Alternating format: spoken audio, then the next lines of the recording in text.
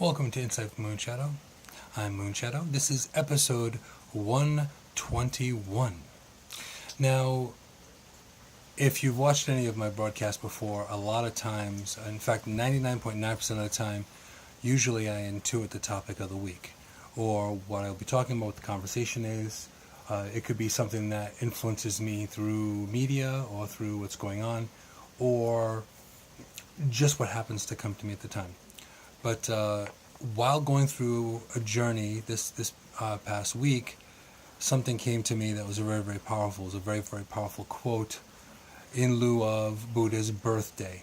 Now, Buddha's birthday was this past week, and I did a lot of introspection regarding looking into what life is and how we could really have the wisdom to change or to make things better.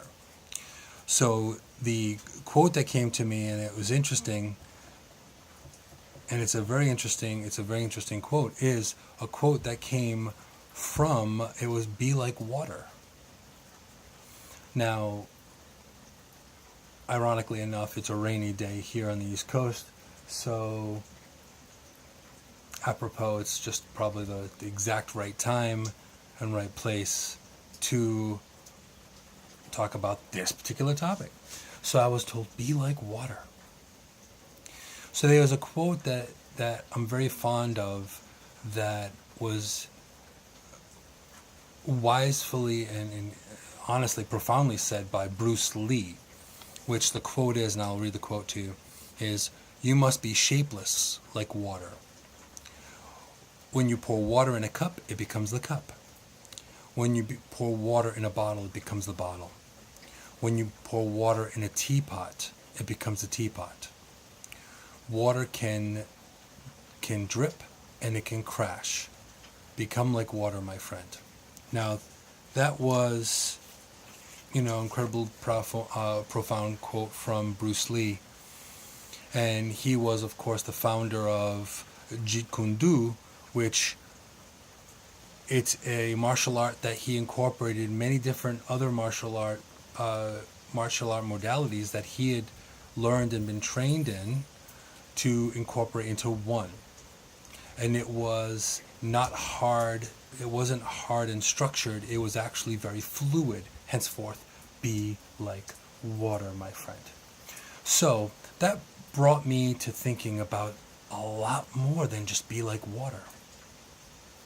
Not only is water an element, water is also the connection of emotion. So if you look at tarot, the tarot and the tarot, you're going to find that water tends to be emotional.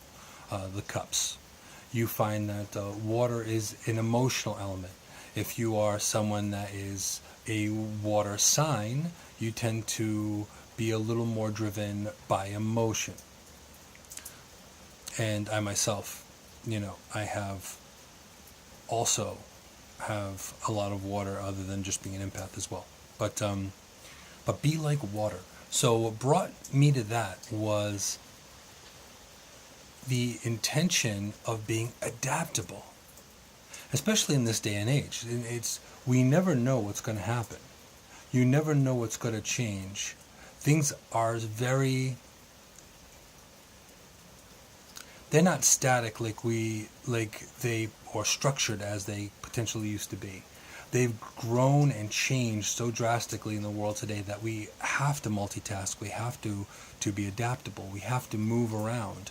We have to do things in a different type of way.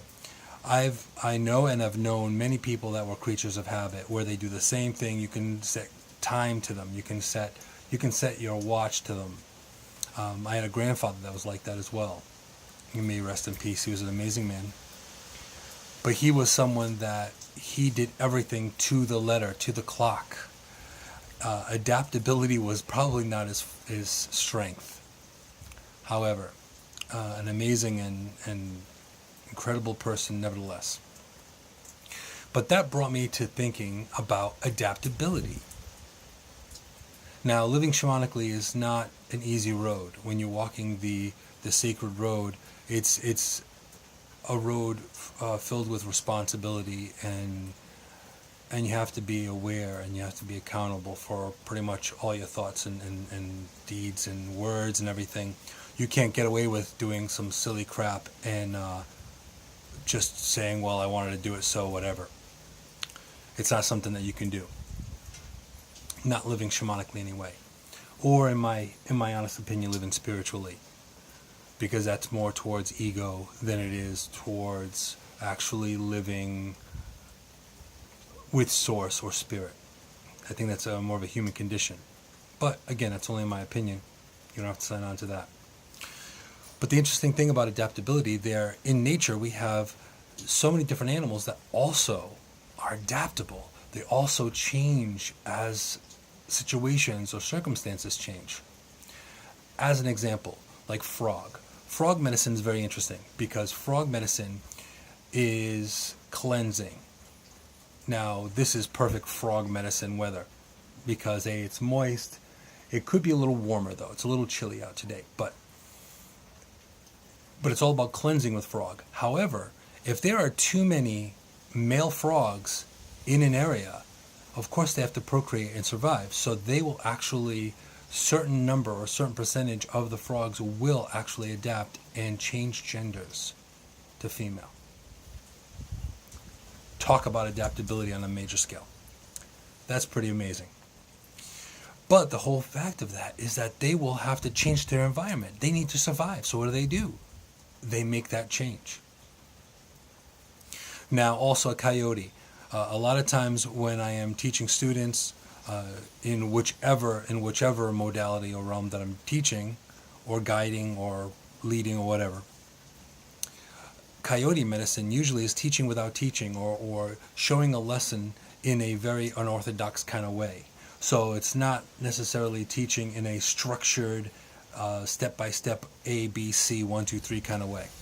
It's very uniquely different. So coyote medicine is very, very interesting.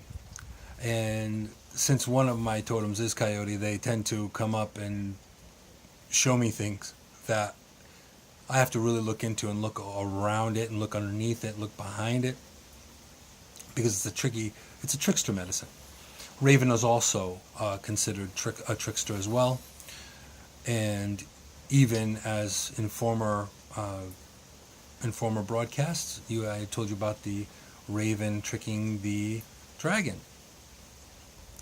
So now raven also being very mystical and powerful and potent medicine as well.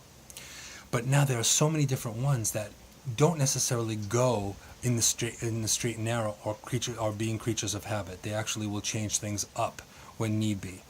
Like for example, we have what we don't have a lot of respect for. We have like the rodent population. We think rabbits are cute, and that's fantastic, but we don't really pay a whole lot of respect towards rat and mouse. However, they are very industrious, and they also will adapt to their needs. They always make sure they eat. They're omnivores. They'll eat whatever it takes. They will chew through cinder block to make a home. So again, adaptability. They will change and adapt to their surroundings so they can survive. Now another one is fox. Fox is also very, very interesting, where fox will watch and will also adapt to its surroundings and how it even hunts. It will potentially watch its prey for quite some time before it goes for it. Another animal as well is hummingbird. Hummingbird can move very much. They're like nature's helicopter, so they can move up, down, sideways. They hover, and their wings go thousands upon thousands upon thousands of their hearts go thousands upon thousands of beats per minute. But also to their wings, the RPMs of their wings are also incredibly fast. Henceforth, why they can hover. It seems like they're floating in midair, but it's because their wings are just moving incredibly fast. But they can move in any direction, which is very interesting as opposed to the bobbing and weaving of some other birds. They can't really stop in one spot. They can't really zig and zag as easily as, say, the hummingbird. Now also, too, you have animals like the gazelles. gazelles also have a way, or antelope also have a way of being able to bob and weave and zigzag. Also, deer will also can potentially do that if they're really clever deer. But some animals, if they're stuck in a social aspect, they may not be as quick. They will also follow a leader, or they'll follow an animal that is a little more further ahead. But that's like the antelope. Beautiful animals as well. But now, let's talk more about the actual fact, the actual concept of adaptability. Now, with everything happening in the world today, we are forced to adapt. You know, things happen in our lives that we possibly knew were coming, or we knew it was coming, and we didn't know it was coming, or whatever. Surprises along the way. Spirit and Source has a way of also giving us challenges and lessons that we may like and not like. It does happen. So the whole thing is about adaptation. Taking what is and going from that perspective and from that point. Now, of course, there's a spiritual and human aspect as well, but that's for another conversation another time. However, what can you do to learn to adapt? Some of the things that you could do yourself to learn to adapt is not do the things the same way you normally do them. And believe me, I know quite a few people that do that. They always do the same thing, and that's okay. No criticism here. But you also may never potentially learn or try something out, try something new. I've worked with children that way, that they don't like a particular thing because of its color, the color of the food. Or they don't like the texture. I've known a few texture people that if it's a certain texture, they just can't eat it. It could be the most delicious, absolutely delicious food on the planet, but if it looks mushy, or if it looks crunchy, or if it looks gooey, or whatever it is, they won't even touch it. Again, to each their own. And there is no judgment or criticism with that. However, from my perspective, I've learned that changing things up is actually very, very good, because there's always a hidden lesson in everything. There's always some form of nugget in there. So with adaptability, since I have the totems of raven and of coyote, a lot of things in my own personal experience in life, I've had to kind of look in the periphery of the situation. And in doing that, sometimes you can find answers that way. So they're not necessarily right in your face at the time. And even though there are times that we may think that we've made the right decision and it was the complete wrong decision, but only time will tell, of course. But with adaptability, that's how we get out of our own comfort zones. And that's another big part of it, is being out of your own comfort zone.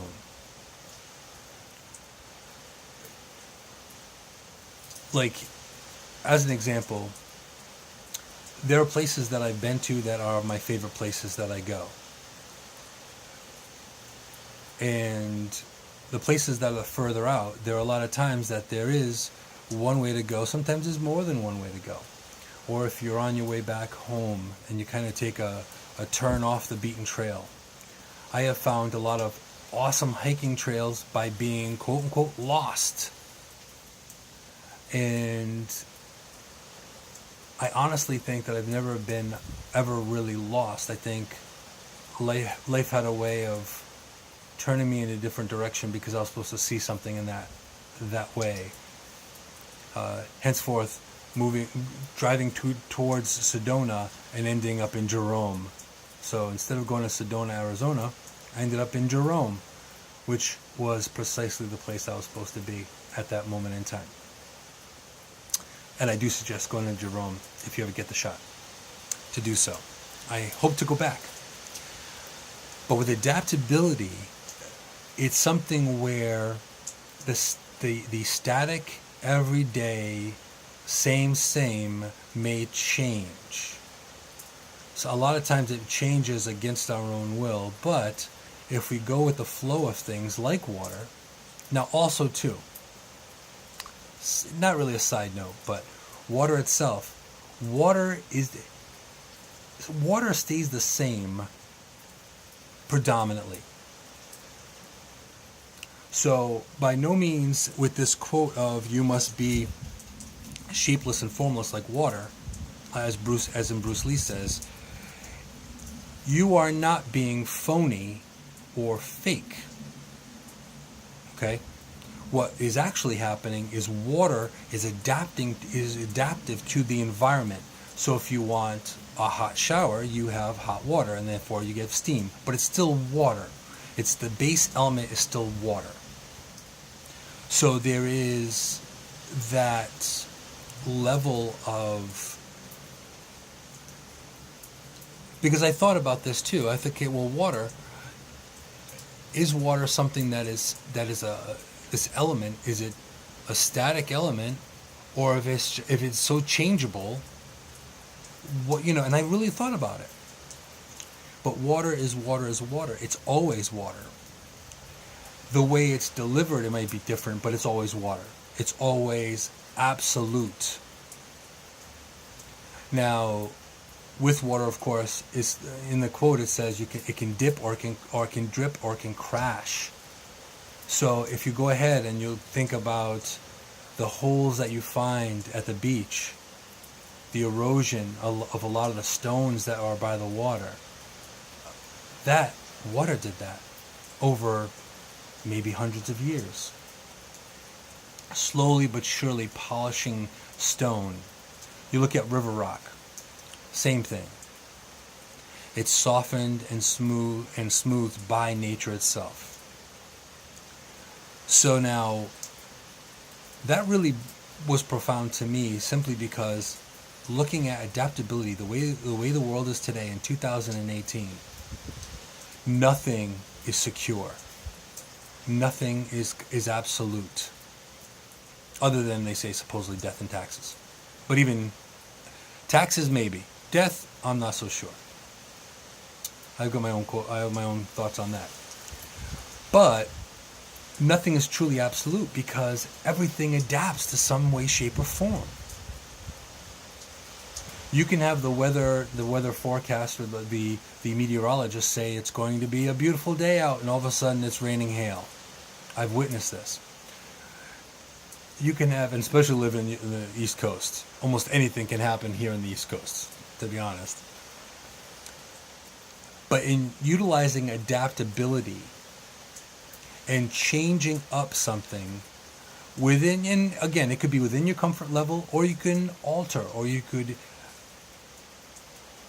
evolve your comfort level. You could do it that way too. If you normally do something one way, change it up. It might actually even be better than before. It is possible. So now and also too, is looking back with water as an element and emotion as an element, as a feeling as well. Even that is not stagnant. Now, of course, last week was Buddha's birthday. It was Tuesday. But even the Buddhists have said that never to entertain something for too long, to experience something, but never to entertain it for too long. Do not attach yourself to the human element of things that are not serving you.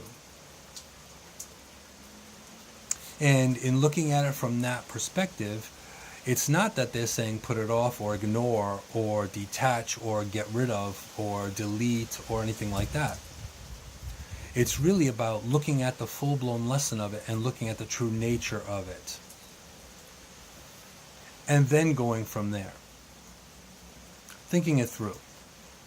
A lot of times, even in adaptability, there's sometimes a knee-jerk reaction that isn't fully thought through, an idea isn't fully thought through.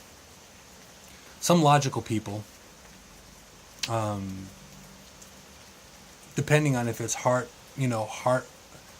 or mind mentality, that also can make a difference as well. But looking at the big picture of it, adaptability could be something that is not only for your survival, but also for your enlightenment. It's actually for your getting better and better. I've spoken to a lot of people and followed a lot of different people and watched over, and I mean follow, I mean social media. Of course, social media is only one aspect of things, but you see trends. Now, in looking at these trends, I find a lot of adaptability there as well.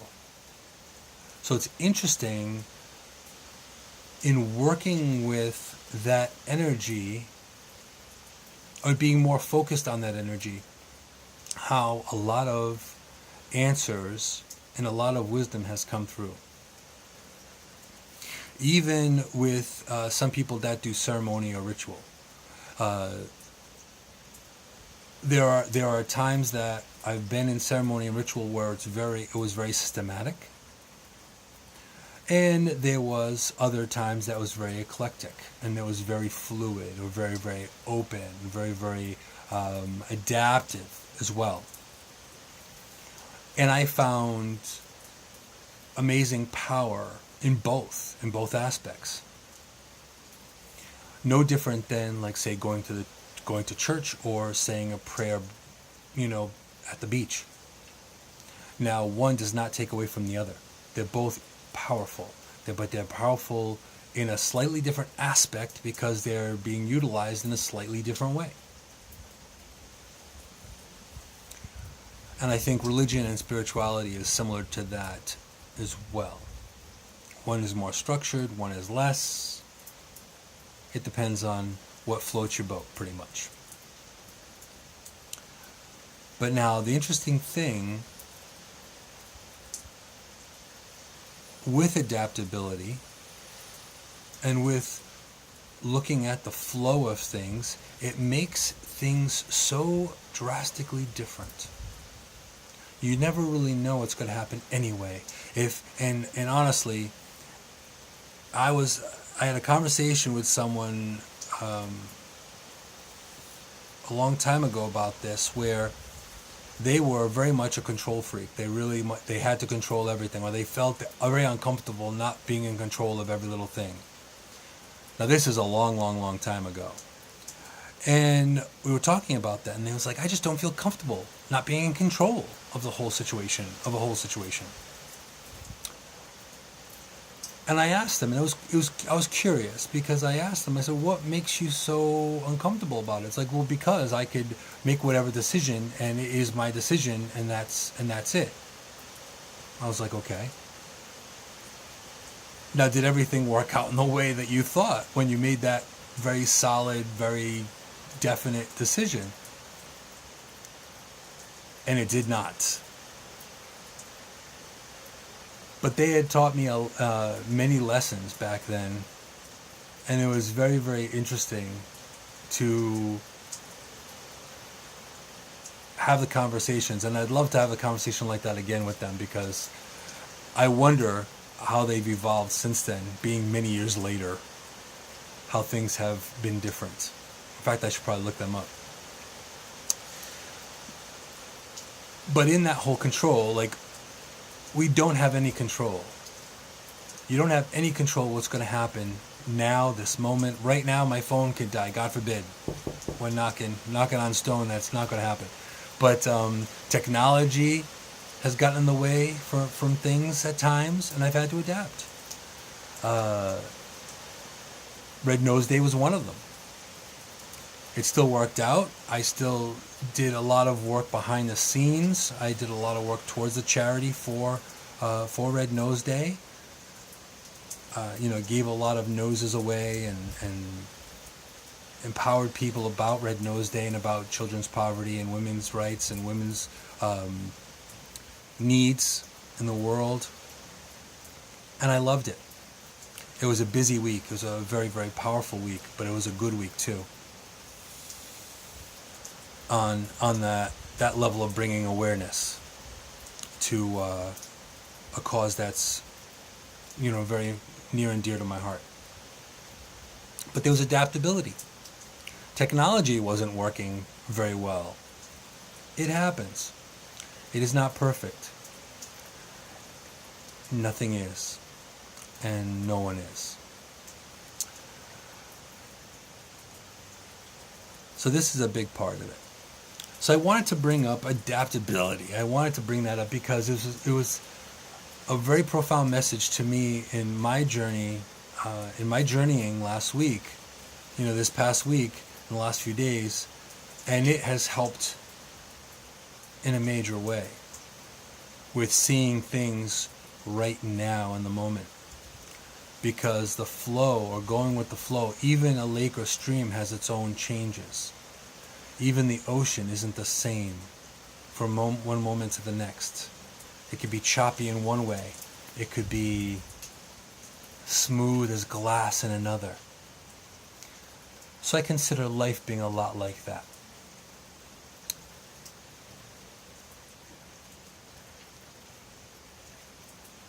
So I'm going to just sum up this week's episode, and I will probably be on tomorrow as well, or next couple of days. But we could learn a lot about not connecting or completely being stuck in our comfort zones. Being a little more adaptable might actually be the one thing that all of us as spirits and souls, as people, as a society, as a humanity, as a world, it might be the one thing, that adaptability, that may save us and bring us to the next level. Just some food for thought. But I want to thank you for being here and watching, whether it's live or a replay. And from the bottom of my heart, I love you all. You take care. Lots of love, lots of light, and peace, love, and granola to all of you. See you soon.